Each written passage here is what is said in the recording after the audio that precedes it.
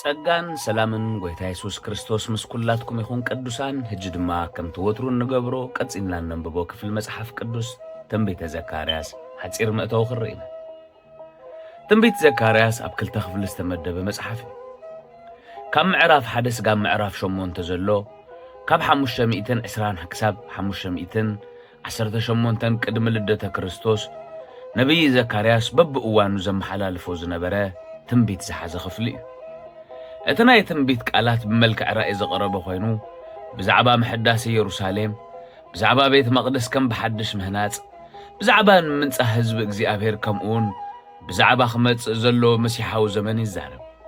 ኣብዚ ራእይ እዚ ድማ 8 በብዓይነቶም ዓይነት ራእያት ኣለዉ። ካብ ምዕራፍ 9 ፍቕዲ 14 ብዛዕባ እቲ ክመጽእ ትጽቢት ዝግበረሉ ዝነበረ መሲሕ ብዛዕባ መወዳእታ ፍርድን ዝዛረብ ዝሓዘ ክፍሊ እዩ።